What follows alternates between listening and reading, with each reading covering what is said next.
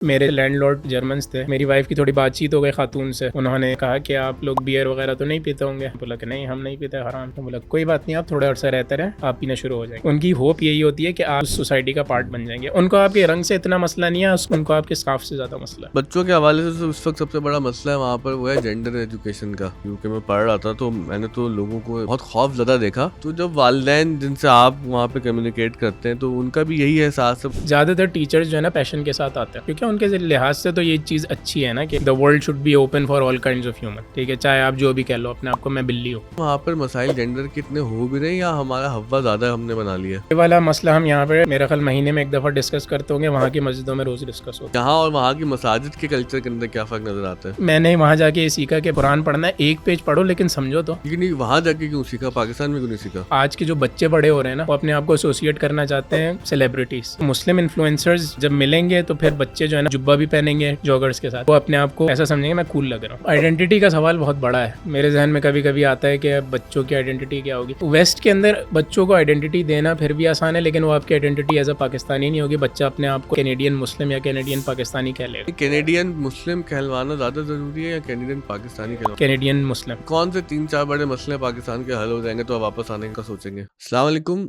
आज के पॉडकास्ट में हम उन लोगों से बात करेंगे कि जो पाकिस्तान छोड़कर दीगर ममालिक में सेटल होने के ख्वाहिशमंद हैं, और ये ख्वाहिश अब ऐसी है कि जो बहुत जस्टिफाइड हो चुकी है।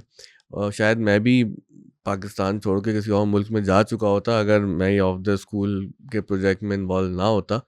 आज मेरे साथ एक मेहमान हैं जो बहुत अरसे से पाकिस्तान से बाहर सेटल हैं। पहले जर्मनी में बहुत साल रहे, अब कनाडा मूव हो गए हैं, वहाँ पर पीआर मिल गई है, एक आईटी कंपनी में जॉब करते हैं। ये मेरे दोस्त हैं, और ये मेरे वो दोस्त हैं कि जिन्होंने ऑफ द स्कूल में सबसे पहले फाइनेंशियली भी इन्वेस्ट किया, और बहुत से दोस्तों ने मिलकर इस प्रोजेक्ट को शुरू किया था। लेकिन इसने मेरे साथ जो है वो फाइनेंशियली भी सपोर्ट शुरू किया, और हमने फिर आहिस्ता आहिस्ता इस प्रोजेक्ट को ग्रो किया। माशाल्लाह 3000 से ज़्यादा बच्चे हमारे पास पढ़ रहे हैं। एक स्कूल है, कोचिंग है, और स्किल्स डेवलपमेंट की क्लासेस होती हैं। यहाँ पर रिलीजियस एजुकेशन भी है, बहुत कुछ हो रहा है। हम यहाँ पे एक इंक्यूबेशन सेंटर भी चला रहे हैं। लेकिन अब मैं देखता हूँ कि यहाँ पर भी बहुत से बच्चे नौजवान मुझसे ये पूछते हैं कि पाकिस्तान से कैसे निकला जाए। तो उस पर हमने कुछ पॉडकास्ट किए हैं और कुछ तरीके भी बताए हैं। लेकिन पाकिस्तान से निकलने के बाद जो चैलेंजेस हमारे सामने होते हैं, उन चैलेंजेस को टैकल कैसे करना है, हम उस पर बात करेंगे। हम ये नहीं कहेंगे कि पाकिस्तान से ना निकलें, पाकिस्तान से ना जाएं। बिल्कुल जाएं अगर आपको मौका मिल रहा है एक अच्छी लाइफ ऑप्ट करने का। लेकिन वहाँ जाने के बाद जो चैलेंजेस हैं उनसे कैसे नबर्द आजमा होना है, उस हवाले से आज फुरकान मोहम्मद खान को हमने जहमत दी है। फुरकान भाई, पहले तो आपको हज की मुबारकबाद, आप हज करके आएँ। अस्सलाम वालेकुम। आपके बाल जो है वो बड़े बड़े होते तब गायब हो गए। पहचान गायब हो गई। हाँ, पहचान गायब हो गई। अच्छा, अब सीधी सी बात शुरू करते हैं कि तुम किस साल जर्मनी गए थे सबसे पहले? मैं गया था 2017 की सर्दियों में। एनईडी यूनिवर्सिटी से ग्रेजुएशन की थी एनईडी से 2015 में। हमने साथ ग्रेजुएशन तो नहीं हुई थी, पढ़ा लेकिन हमने साथ था, साथ पढ़ा है। ग्रेजुएशन आपने की थी, मैंने ड्रॉप आउट किया था। और उसके बाद जो है मैंने थोड़ा टाइम काम किया था करीम के सॉफ्टवेयर डिपार्टमेंट में। एनईडी से आपने कंप्यूटर इंफॉर्मेशन सिस्टम में डिग्री हासिल की, बिल्कुल। उसके बाद आप करीम चले गए? नहीं, फॉरेन करीम तो नहीं गए थे हम लोग, पहले ट्राई कर रहे थे हाँ, अपना काम सेटअप करने का। हमने एक आर्कटेक स्टूडियो बनाया था। आर्कटेक स्टूडियो भी बनाया था, फिर उसके बाद कुछ और दोस्तों के साथ भी ट्राई की थी। चल पड़ा था कुछ ना कुछ, लेकिन बहरहाल इतना नहीं हुआ था कि सबके घर के जो है वो मसाइल हल हो सकें। तो फिर एवेंचुअली यही डिसाइड किया कि कहीं कहीं अपनी अपनी जॉब्स देख लेते हैं। तो हमारे साथ जो जो दोस्त थे उन्होंने अपना इंतज़ाम कर लिया था। मेरा इंतज़ाम हो गया करीम के अंदर, तो करीम में जॉब लग गई थी। साल से कम मैंने ग़الباً करीम में काम किया। मोबाइल डेवलपर था मैं वहाँ पे। फिर मैंने बोला कि चलो, कराची से मैं तंग था कराची के मसाइल से, तो मैंने अप्लाई करना शुरू किया लाहौर और इस्लामाबाद की सॉफ्टवेयर कंपनीज़ में। पाकिस्तान से जाने का कोई ऐसा ख़ास इरादा था नहीं मेरा। लेकिन कराची से तुम बहुत कराची तंग से थे मैं तंग था डेफिनेटली। और एक डिप्रेशन में थे, और जो कि ज़ाहिर है बहुत ही जस्टिफाइड डिप्रेशन था। और मेरे ख्याल से जो सूरत हाल तुमने 2016 में देख के परेशानियां उठाई, उससे ज़्यादा परेशानियां अब 2025 में हम फेस कर रहे हैं। अभी हम थोड़ी देर पहले ही बात कर रहे थे कि किसके कितने मोबाइल छिने, तो मेरे तो 4 फ़ोन्स छिन चुके हैं। और मेरे ख्याल से फ़ोन छीनना बहुत छोटा मसला रह गया है। अब तो जान का खतरा है। अब जान के खतरा है। इत्तेफाक से मैं बता रहा था कि आज इत्तेफाक से मेरे मामू की सालगिरह है। वो मामू जो 2014 में एक मोबाइल की वजह से जो है उनको मार दिया था बिल्कुल। और 11 साल इस वाक़ये को हो गए। आज हमारे स्टूडियो में हमारे दोस्त बैठे हुए हैं, कल रात इनका मोबाइल छीना है, सड़क नहीं है, पानी नहीं है। वो कराची के तो मसले तले हम रोना रोते रहते हैं, और अच्छा हमने इतना रोना रोया है कि अब वो सुनने वालों ने सुनना भी छोड़ दिया। वो हाँ, कहते हैं वो इनको हम रोने दो, डिसेंसिटाइज हो गए हैं इन इनको मसाइल से। हाँ अब तो कोई डेथ हो जाए तो शायद फिर भी थोड़ा 1 मिनट 2 मिनट डिस्कस कर लेते हैं फ़ोन वाला तो। मतलब डेथ का भी यही हो गया कि रोज यहाँ पर डंपर से लोग मर रहे हैं, कभी खून छीनने में मर रहे हैं, तो वो एक खबर की तरह होता है, वो खबर गुजर जाती है। बहरहाल बिल्कुल। तुमने भी जाहिर है कि इन तमाम हालात से परेशान होकर फैसला किया कि कराची छोड़ देंगे, कराची छोड़ना है, लाहौर चले जाएं, इस्लामाबाद इस्लामाबाद चले चले जाएं, जाएँ। But eventually you ended up in Germany. अच्छा, हुआ ये कि उस टाइम पे लाहौर और इस्लामाबाद के अंदर सॉफ्टवेयर इंडस्ट्री इतनी ज़्यादा स्ट्रॉन्ग नहीं थी। अभी भी कंपेयर टू कराची बहुत वीक है, अगर कराची से कंपेयर करें। तो बहरहाल हुए कुछ इंटरव्यूज़, लेकिन उन्होंने इतना इंटरेस्ट शो नहीं किया मेरे अंदर। मैंने बोला चलें इंटरनेशनली देख लेते हैं क्या होता है। तो इत्तफ़ाक़न जर्मनी की एक कंपनी ने मुझे हायर कर लिया। तो फिर जर्मनी मूव हो गया, म्यूनिख के अंदर मैं। वहाँ मैंने तकरीबन 3 साल काम किया था। वहाँ काम किस कंपनी में काम किया? वो कंपनी थी फ्रीलेटिक्स के नाम से। सही तो है। वो फ़िटनेस की ऐप्स बनाते हैं। तो अगर आपको जैसे जिम के अंदर वर्कआउट ट्रेनर चाहिए, लेकिन आप अफ़ोर्ड नहीं कर सकते, यहाँ पे तो चलें फिर भी आप अफ़ोर्ड कर सकते हैं, वेस्ट के अंदर बहुत महंगा बहुत पड़ता है महंगा, बहुत पर्सनल महंगा। ट्रेनर। तो ज़्यादातर लोग क्या करते हैं कि सब्सक्रिप्शन ले लेते हैं ऐसी सर्विसेज की। तो इस टाइप की सब्सक्रिप्शन सर्विस वो बेचते हैं। तो एक तरीके से आपका आर्टिफिशियली इंटेलिजेंट जो है वो पर्सनल जिम ट्रेनर हो जाता है वो। तो उस कंपनी में काम कर रहा था मैं एज़ एन iOS डेवलपर। तकरीबन 3 साल काम किया है वहाँ पे मैंने। म्यूनिख से फिर मैंने देखा कि बर्लिन के अंदर मुसलमान ज़्यादा हैं, वहाँ पे हलाल फूड की अवेलेबिलिटी जो है वो ज़्यादा दिख रही थी। वहाँ थोड़ा घूमने गए वाइफ़ के साथ, तो ज़्यादा अच्छा लगा। बर्लिन मूव हो गए थे अच्छा, फिर। पहला चैलेंज वहाँ पर जर्मनी में जो हुँ। फेस हुआ वो हलाल और हराम खाने का था। एज़ सच इतना बहुत ज़्यादा चैलेंज नहीं है जैसे पहले कि आपको लोग बताएँगे कि पूरे शहर में मुश्किल से कोई एक शॉप होती थी जहाँ से हलाल मिलता होगा। लेकिन जिस वक़्त मैं गया था, एक तो जर्मनी की अच्छी बात है वहाँ पे मुस्लिम्स जो है ना काफ़ी अरसे से आ रहे हैं, स्पेशली टर्किश, ठीक है। जिस वक़्त मैं गया था उस वक़्त तक सीरियंस भी बहुत आ चुके थे सीरियन सिविल वॉर की वजह से, और आई थिंक जर्मनी ने सबसे ज़्यादा जो है वो सीरियन रेफ्यूजीज़ को लिया था, अराउंड 2 मिलियन। तो वो भी बहुत आगे सेटल हो गए थे, तो हलाल फूड की अवेलेबिलिटी बहुत ज़्यादा स्कार्स नहीं थी। लेकिन बर्लिन के अंदर तो हाल ये है कि मैं कहूँगा 50% रेस्टोरेंट्स हलाल हैं तकरीबन। ऐसे ही। इतनी ज़्यादा वहाँ पे जो है अवेलेबिलिटी है। अच्छा, जब मैं आपके पास आया था जर्मनी तो वो म्यूनिख में आया था मैं तो म्यूनिख में आए थे हम, वहाँ से ऑस्ट्रिया गए 2018 थे। में, हुँ, 19 में, हाँ। उसके बाद आप फिर जो है बर्लिन मूव हो गए। बिल्कुल। अच्छा, वो कोविड का टाइम था। सही। तो कोविड के टाइम में हम लोग जो है बर्लिन मूव हो गए। बर्लिन मूव हुआ मैं, एक कंपनी उसका नाम था मार्ले स्पून। मार्ले स्पून देती है मील बॉक्सेस। मील बॉक्सेस इस तरीके से है कि आप वहाँ की लाइफ में जो है कुकिंग का टाइम नहीं है आपके पास, तो वो आपको जो है ना सारे इंग्रेडिएंट्स विद रेसिपी कार्ड आपको घर पर डिलीवर कर देंगे। आपको सिर्फ जो है ना वो रेसिपी फॉलो करनी है, इंग्रेडिएंट्स आपके पास तैयार हैं, सिर्फ डाल के पकाना है। तो वो समवेयर इन द मिडल हो जाता है, टेक आउट भी नहीं है, you are cooking it yourself, और आपको घर पे भी एक तरीके से आसानी से वो सारी चीज़ें मिल गई। तो उस कंपनी के भी सॉफ्टवेयर डिपार्टमेंट में काम किया मैंने। iOS डेवलपर एज़ ही काम किया। तो प्रोफेशनल स्पेसेस पे मुसलमान होने की वजह से प्रॉब्लम्स होती हैं। यार अभी तक ऑनेस्टली अल्हम्दुलिल्लाह मुझे कभी ऐसा फ़ील नहीं हुआ। सॉफ्टवेयर इंडस्ट्री के अंदर वैसे भी जो लोग जो प्रोफेशनल्स होते हैं वो बहुत ज़्यादा अकोमोडेटिंग होते हैं। आपके पास जो है ना वेल एजुकेटेड लोग होते हैं ज़्यादातर, और उनका दिमाग इस लिहाज से ओपन होता है। अगर मैं कोई ब्लू कॉलर जॉब कर रहा होता तो हो सकता है मुझे इस चीज़ का ज़्यादा फेस करना पड़ता, लेकिन एज़ अ सॉफ्टवेयर डेवलपर मुझे अल्हम्दुलिल्लाह कहीं पे भी इशू नहीं हुआ। तो work place has been the most comfortable. और जो सिटी लाइफ है वहाँ पर, क्योंकि जर्मन को मैंने देखा है कि वो घूरते बहुत हैं, मतलब दे बिल्कुल, stare at you. Public life में आपको फ़ील हो जाएगा फ़ौरन, ठीक है। अच्छा। आप म्यूनिख ख़ास तौर पे जो है एक थोड़ा ट्रेडिशनल शहर है, ठीक है। वहाँ के लोग जो है वो जर्मनी की पुरानी वैल्यूज़ को याद करते हैं, ज़्यादातर बूढ़े रहते हैं वहाँ पे, पैसे वाले भी हैं। तो उनको जो है ना ज़्यादा अच्छा नहीं लगता कि भाई थर्ड वर्ल्ड कंट्रीज़ से जो है ख़ास तौर पे लीगल इमिग्रेंट्स आके जो उनके दरमियान बसे। पाकिस्तानियों का अनफॉर्चुनेटली जर्मनी के अंदर ज़्यादातर जो हैं वो लीगल इमिग्रेंट्स हैं। अच्छा, अब ज़्यादा। रिसेंटली 10 पिछले 10 साल के अंदर जो है वो जो है वेल एजुकेटेड प्रोफेशनल्स मूव होना शुरू हुए हैं, तो अब शायद इमेज चेंज हो गया होगा। लेकिन मेरे जैसे लैंडलॉर्ड बूढ़े जर्मन्स थे, तो उन्होंने मुझे खुद बताया कि यहाँ पे पाकिस्तानियों का इमेज है इलीगल इमिग्रेंट का, तो तुम्हें बताना पड़ेगा कि तुम किसी कंपनी के अंदर as a legal immigrant work visa पे काम कर रहे हो यहाँ पे, तो तुम्हारी कुछ इज्जत होगी।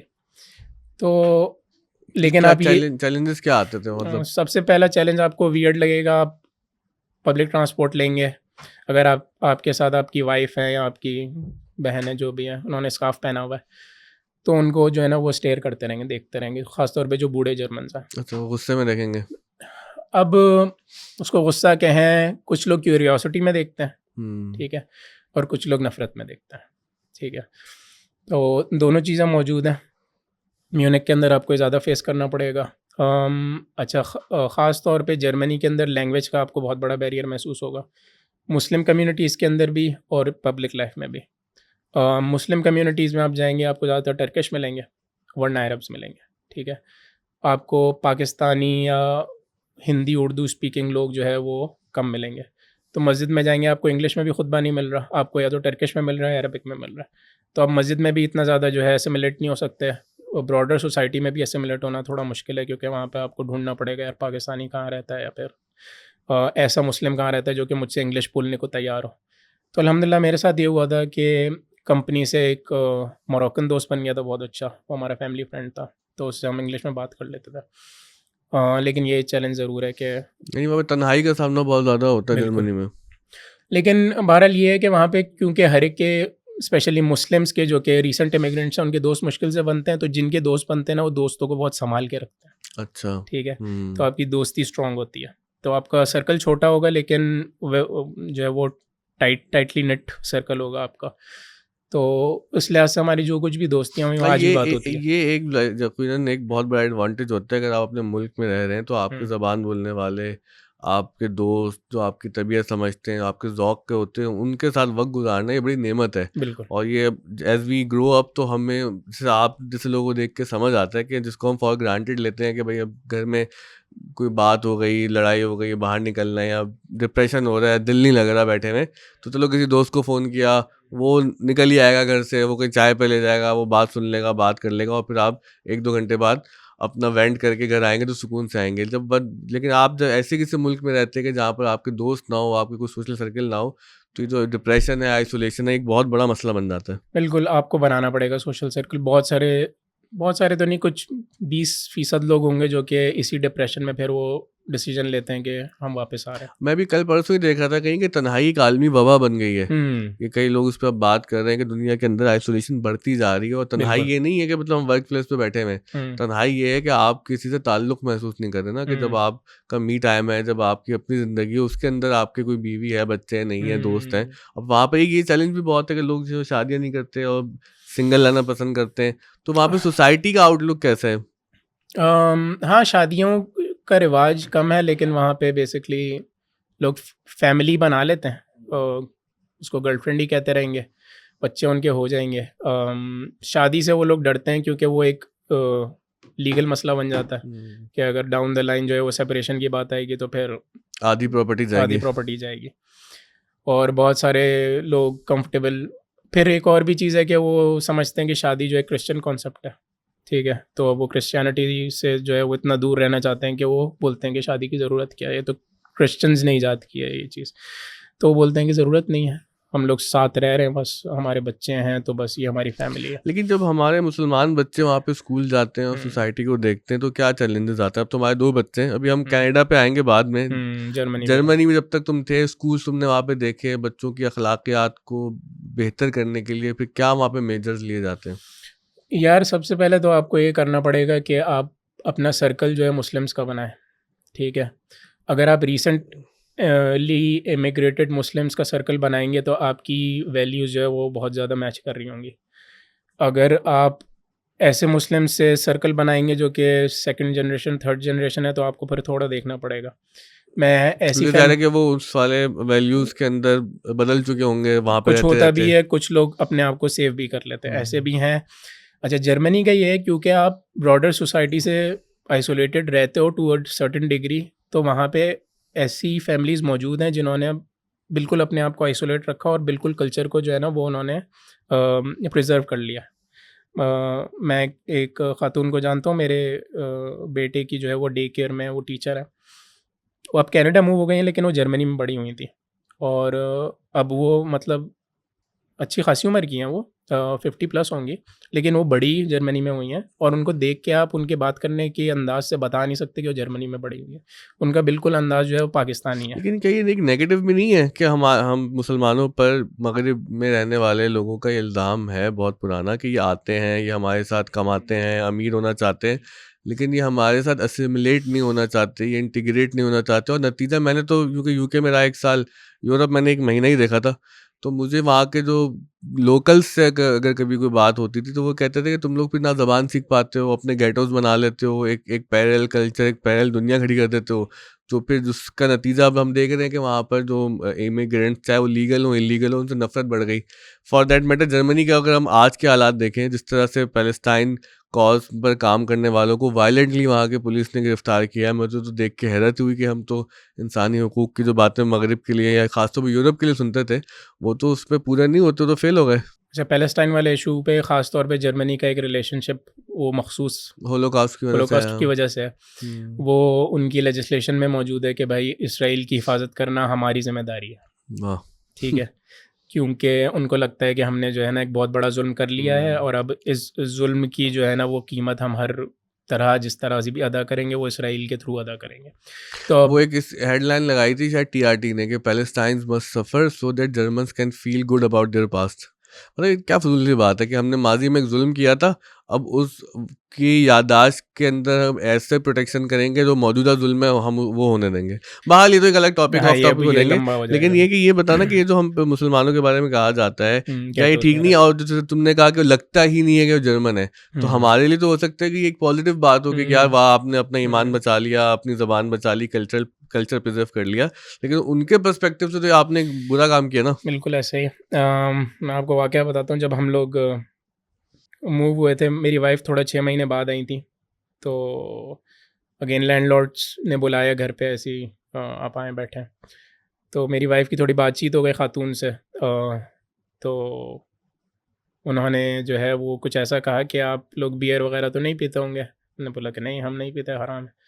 मैं बोला कोई बात नहीं, आप थोड़ा अर्सा रहते रहें, आप पीना शुरू हो जाएंगे। ठीक है। तो उनकी एक्सपेक्टेशन और चाय होप चाय यही की तरह होती है। समझ लेते हो, हैं? चाय की तरह समझ लेते हाँ। हैं, आज चाय नहीं पीते पी लेंगे। उनकी होप यही होती है कि आप जो है उस सोसाइटी का पार्ट बन जाएंगे। उनको आपके रंग से इतना मसला नहीं है, उनको आपके स्कार्फ से ज़्यादा मसला है। स्कार्फ से हाँ, सही। ठीक है। लेकिन वो एक बहुत पुराना सवाल है कि जब वो क्रिश्चियंस नन्स भी तो ज़ाहिर है स्कार्फ पहन के अपने एक हम्म, मखसूस अटायर में आती हैं, तो उनसे इतना क्यों प्रॉब्लम नहीं होता जितना किसी मुसलमान औरत के स्कार्फ से या अबाया से प्रॉब्लम होता है? वो देखा नहीं है ना, एक एलियन कॉन्सेप्ट है ये। वही अस अस एंड देम वाली चीज़ होती है, वो तो हर अच्छा, कल्चर के लेकिन ये अंदर होती है। इंपॉर्टेंट बात है क्योंकि देखें अब सब बच्चे ना 17-18 साल की उम्र में भी अब बाहर पढ़ने चले जाते हैं, वो हम्म, कच्ची उम्र होती है। फिर कुछ हम्म, लोग ग्रेजुएशन के बाद जाते हैं, उसमें थोड़ा सा एक आपकी उम्र इतनी हो चुकी होती है कि ज़्यादा आप चीज़ों को कंट्रोल कर सकते हैं। मेरे साथ भी वो लंदन में कहीं वो बुक इनॉग्रल सेरेमनी में चले जाते थे या कहीं यूनिवर्सिटी में, तो वो जो क्लास फेलोज थे या वहाँ के लोग थे ना, वो बहुत तरस खा के कहते थे भाई तुम क्यों नहीं पी रहे मुफ्ती शराब। अच्छा, मैंने एक बात सुनी थी, गोरा मुफ्ती शराब देख के पागल हो जाता है। वो मैंने देखा कुछ जगह ना कि जब वो बोतलें निकलती थी और वो हम तो वहाँ पे गए हुए थे जी कि किताब की रुनुमाई होगी, वो आखिर में वो लोग शराब लेके आ गए। अच्छा, अब उनको क्यूरियोसिटी इस बात की थी आप क्यों नहीं पीते। तो इस तरह की जो सिचुएशंस हैं उससे फिर कैसे जो है वो आप टैकल करते हैं? अच्छा, अब सबसे पहले आपने बात की कि छोटी उम्र में जो लोग चले जाते हैं। अच्छा, जर्मनी एक बहुत कुछ लिहाज से आसान मुल्क है पढ़ाई करने जाने के लिए, क्योंकि वहाँ यूनिवर्सिटी इटसेल्फ फ्री होती है। आपको सिर्फ कुछ पैसे लॉक करके, पहले वो 10 लाख रुपए थे, अब वो बढ़ गए हैं कुछ। हाँ, हाँ, काफ़ी बढ़ गए हैं, लेकिन जो अफोर्ड कर सकते हैं वो फिर ये पैसे लॉक करवा के, लॉक से बता दिया कि वहाँ पर आप उनकी गवर्नमेंट को ये पैसे रखवा देते हैं कि हर हाँ, महीने इन्हीं पैसों में से आप मुझे पैसे देंगे, ताकि उनको यकीन आ जाए कि आपके पास इतना पैसा इतना है कि फंड, आप अपना खर्च उठा सकते हैं। बिल्कुल। यूनिवर्सिटी फ्री है वहाँ पे, यूनिवर्सिटीज़ फ्री हैं, तो इसलिए काफ़ी लोग जाते हैं पढ़ने के लिए। काफ़ी लोग जर्मनी जाते हैं पढ़ने। जर्मनी के अंदर फिर हाँ, आप वहाँ पहुँचते हैं कम उम्र के अंदर। कम उम्र के मसाइल सबको पता है कि बंदा इजीली जो है वो कहीं भी सोए हो सकता है। तो हो तो मैं ज़्यादा उम्र में भी सकता है, लेकिन ये हो क्या तो वो ज़्यादा कम उम्र में हो उम्र में सकता है, चांसेस भी ज़्यादा होते हैं। चांसेस ज़्यादा होते हैं क्योंकि आप क्यूरियस क्यूरियस होते हो। ठीक है, हम्म, आप हर चीज़ को क्वेश्चन कर रहे होते हो, आपकी जो वैल्यूज़ इतनी ज़्यादा रूटेड नहीं होती, या होती भी है तो वल्नरेबल होते हैं इंसान। वल्नरेबल होती हैं, ठीक है, मे बी 25-26 के बाद जो है वो स्ट्रांग हो जाती हैं। तो वो थोड़ा सा जो है मेरा ख़्याल ख़तरनाक वक्त होता है। लेकिन अगेन जर्मनी के अंदर आप ब्रॉडर सोसाइटी से जो है ना कांटेक्ट में नहीं होते, आप स्टूडेंट्स के साथ होगे ज़्यादातर। और अगर आप थोड़ा सा भी स्ट्रांग हो ना, आप स्टूडेंट्स को समझा सकते हो कि यार ये मेरा फेथ है, मैं अपने फेथ की वजह से मैं अल्कोहल भी नहीं पीता और दीगर एक्टिविटीज़ में भी पार्टिसिपेट नहीं करता। अब वो तरबियत के ऊपर है और बच्चे के अंदर कितनी स्ट्रेंथ है। तरबियत के साथ आई वुड से कि एक सेक्रीफाइस भी है, क्योंकि मैं सेक्रीफाइस। जब वहाँ पे इवन मास्टर्स वाली क्लास में पढ़ता था तो ज़ाहिर है कि हम शादी भी हो चुकी थी, नई नई शादी हुई थी, गए थे। तो वहाँ पर प्रॉब्लम ये होती थी कि जो दोस्त अच्छे बन जाते थे कि बातचीत करते थे हम उनसे, आइडियाज़ डिस्कस हो रहे हैं, क्लास में ज़्यादा पार्टिसिपेट कर रहे हैं, तो चलो चलते हैं। अच्छा जिस तरह हमारे होते हैं, चलो चलते हैं चाय पी के आते हैं, या चलो चलते हैं, let's go for a drink. हाँ जो है वो कुछ स्नैक्स खा के आते हैं। अब वहाँ का प्रॉब्लम ये है कि वहाँ का रोज़मर्रा ये है कि let's go for a beer, let's go for a drink. अच्छा उससे मैं माज़रत करता था। अब चूँकि अब हमारे अभी ईमान के मसाइल बहुत दर्जात में ना, भई अब किसी आलिम से पूछो तो वो कहेंगे कि भई ठीक है, आप किसी ऐसी महफ़िल में बैठे हुए हैं जहाँ सब पी रहे हैं, आप नहीं पी रहे, ठीक है, आपने आपको सेव किया हुआ है। लेकिन वो साथ ये भी बताएँगे कि भई आप अगर आप उस टेबल पे बैठे हैं तो खतरा तो है ना, कि आप गलती से पी सकते हैं, वहाँ पे खाने में आ सकते हैं। जिस तरह से वहाँ पे क्रॉस कंटामिनेशन के बड़े मसाइल हैं। मैं एहसन तारिक हमारे मुश्तरका दोस्त हैं, वो लंदन आए जब मैं वहाँ पे था, वो क्योंकि वो पढ़ रहे थे उधर स्कॉटलैंड में, तो हमने देखा भई हलाल रेस्टोरेंट है, चले गए। हलाल रेस्टोरेंट के अंदर अब बैठे जाके तो वहाँ पे वो शराब भी दे रहे हैं। अब मुझे ख़्याल ये आया कि यार इन्हीं हाथों से, शराब वाले हाथों से खाना सर्व कर रहे हैं, हो सकता है खाने में जो है उसके शराब चली गई हो। अब आप कितनी एहतियात करेंगे? ये वाले मसाइल तो हैं वहाँ पर। हाँ, वो आपके तकवे के दर्जात हैं। दर्जात तो है, लेकिन देखिए उसको फिर उसका नफ्सियाती हल क्या है? लेकिन उसके एक तो सैक्रिफाइस ठीक है, भाई आपको खुदा के लिए, अपने फेथ के लिए कुर्बानी देनी है। लेकिन उसकी कुर्बानी की कीमत में ये होता है कि दोस्तियाँ नहीं हो पाती उतनी अच्छी। अच्छा हाँ, अगेन जर्मनी के अंदर आपको बर्लिन के अंदर अब ख़ास तौर पे आसान है, कराची के बहुत सारे लोग मूव कर गए हैं। अगर आपने एनआईटी से पढ़ा है तो आपको एनआईटी के बहुत लोग मिल जाएंगे, कराची यूनिवर्सिटी से पढ़ा है तो कराची यूनिवर्सिटी के आपको दोस्त मिल जाएंगे। तो उनके साथ आप एक सर्कल बना सकते हो, शाम को आपको चाय पे बैठना है, आपको बर्गर खाना है, हलाल बर्गर, आपको कोई ना कोई मिल जाएगा। कनाडा के अंदर तो बाद में आएंगे, लेकिन वहाँ हुँ, पे ऐसे लोगों की मौजूदगी है, ज़्यादा है। ज़्यादा मौजूदगी है। लंदन में तो भी ज़्यादा है। लंदन में, लंदन तो बहुत ज़्यादा है, बेहतरीन मतलब जगह है इस बल्कि लिहाज एक से। दफ़ा वो मुझे किसी दोस्त ने कहा, वो आए हुए थे मेरे पास कि हलाल खाना, तो हुँ। मैंने मज़ाक में ये बात कही, क्योंकि मज़ाक था।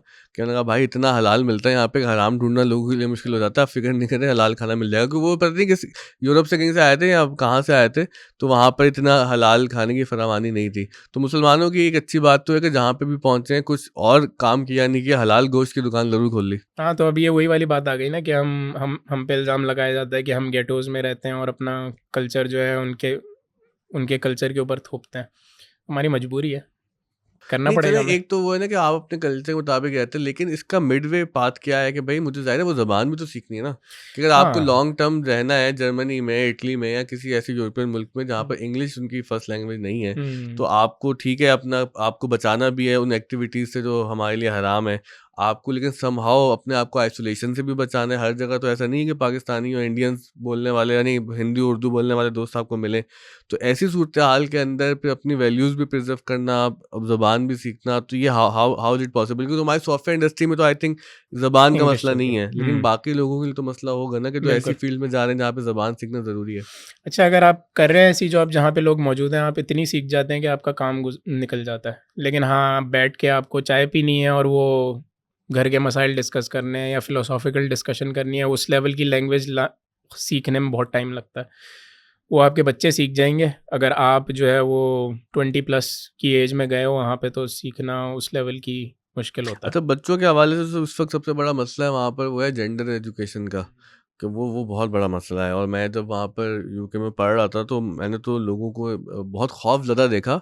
और जैसे ना कोई बात करता है वबा फूटने की, कोई खौफ़ होने ज़्यादा कि यार ये पता नहीं क्या हो जाएगा, क्योंकि कुछ ऐसे वाक़यात भी ज़ाहिर है वहाँ पर पाकिस्तानी फ़ैमिलीज़ के साथ भी अब हो ही चुके हैं कि वो बहुत ज़्यादा खौफ़ है। तो जब वालिदैन जिनसे आप वहाँ पे कम्युनिकेट करते हैं, तो उनका भी यही एहसास है बच्चों को स्कूल भेजते हुए कि ये एक बहुत बड़ा मसला है जेंडर का? हाँ, बहुत एहतियात कर रहे हैं आजकल पेरेंट्स इस बारे में। कुछ पेरेंट्स हैं जो कि अभी भी अपने बच्चों को पब्लिक स्कूल में भेजते हैं। लेकिन वो इस तरीके से एहतियात करते हैं कि वो टीचर से कॉन्स्टेंटली इन टच रहते हैं। एक फैमिली को मैं जानता हूँ, वो खुद डेंटिस्ट हैं, उनकी वाइफ भी अच्छी पढ़ी लिखी हैं, लेकिन वो अपने बच्चों को पब्लिक स्कूल भेजते हैं। तो मैंने पूछा आप कैसे इसको डील करते हैं? मैंने कहा कि जैसे ही स्कूल ईयर स्टार्ट होने वाला होता है, मैं जाके जो है वो उनकी क्लास टीचर से मुलाकात करता हूँ और पहले ही बता देता हूँ हमारे फेथ के अंदर ये सारी चीज़ें नहीं हैं, और मुझे आप जो है ना पूरा बता दें करिकुलम क्या है और कब-कब ये वाले टॉपिक्स पढ़ाए जाएँगे, और जिस-जिस दिन इन वाले टॉपिक्स पे काम होगा मैं अपने बच्चों को घर पे रखूँगा। अब कुछ टीचर जो है जो कि इन आइडियोलॉजीज़ के अंदर जो है बहुत स्ट्रांगली बिलीफ रखते हैं और समझते हैं कि भाई एलजीबीटी वाली आइडियोलॉजी। हाँ, कि मुस्लिम्स को ये चीज़ें पढ़नी चाहिए, वो थोड़ा पुश बैक करते हैं। तो फिर अब आपके अंदर वो वाली डिटर्मिनेशन और वो गट्स होने चाहिए कि आप बोलें कि चले मैं तो प्रिंसिपल के पास जा रहा हूँ। लेकिन प्रिंसिपल क्या करेगा? मतलब नहीं कि यूके में लॉ पास हो गया है कि ये जो एजुकेशन है एजुकेशन जेंडर बेस्ड एजुकेशन, पता नहीं क्या इसकी एक सही टर्म होती है, तो वो लाजमी है और लॉ पास हो गया था। मैंने अपना थीसिस भी जो यूनिवर्सिटी में किया था इसी मौजू पे किया था कि जो स्कूल में प्राइमरी स्कूल से इवन बच्चों को आप ये चीज़ें पढ़ा रहे हैं उसके क्या मामलात हैं, मसाइल हैं, और फेथ क्या कहता है, सोसाइटी क्या कहती है, कॉन्फ्लिक्ट क्या वगैरह।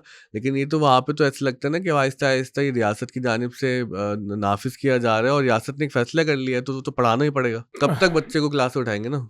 हाँ, लाज़मी करने से मेरा मुराद ये है कि टीचर को क्लास में पढ़ाना है, लेकिन आई थिंक वो ये फ़ोर्स नहीं कर सकते कि को अपने बच्चों को भी बिठाना है। नहीं कर सकते हैं, मैंने मतलब ये कई अच्छा, अब अभी डिपेंड कनाडा में डिपेंड बहरहाल ऐसा करता है, नहीं है अभी हाँ, तक। कुछ ममालिक में लाजमी करा हो दिया। सकता है और यूके में हो इवन नहीं गया। कि यूके में तो फेथ स्कूल्स पर भी ये पाबंदी लगाने की कोशिश की गई थी कि आपको सब पढ़ाना है।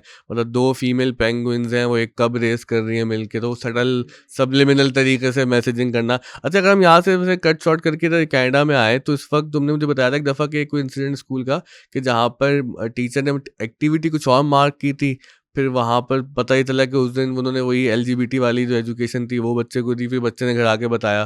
तो वो क्या इंसिडेंट था? अ, याद नहीं आ रहा। तुमने मुझे बताया था किसी स्कूल के बारे में कि टीचर्स ने एक्टिविटी कुछ और मार्क की थी क्योंकि मुसलमान उस स्कूल में ये कर रहे थे। ये तो कॉमन चीज़ है, ये होती रहती है। ये हाँ, तुमने ऐसी मुझे कोई फ़ोन पे एक बताया इंसिडेंट था। नहीं है। अगेन देखो वहाँ जो एजुकेशन सिस्टम है ना, वहाँ पे कुछ ज़्यादातर टीचर्स जो है ना पैशन के साथ आते हैं, ठीक है? उनको जो है ना एजुकेशन देने का पैशन होता है। मतलब हमारे यहाँ अनफॉर्चुनेटली अक्सर टीचर्स मजबूरी में कर रहे होते हैं, ख़वातीन चली गई, चलो भाई कुछ और करने को नहीं है, टीचिंग कर लेते हैं। वहाँ पे जो टीचिंग करता है वो इसलिए कर रहा होता है क्योंकि उसको टीचिंग पसंद और होती फिर है उसके लिए एक और उसकी लाइसेंस लेना पड़ता है। आइडियोलॉजीज़ होती हैं। नहीं, उस पे एक लाइसेंस भी लेना पड़ता है, वो लाइसेंस बहुत ही नहीं, कहने का मकसद ये वो तो रिगरस। लेगा लाइसेंस, लेकिन वो आपको टीच करने क्या आ रहा है, वो अब ज़हन में बिठा के आ रहा होता है, सही है। क्योंकि वो एक जज़्बे से आ रहा होता है।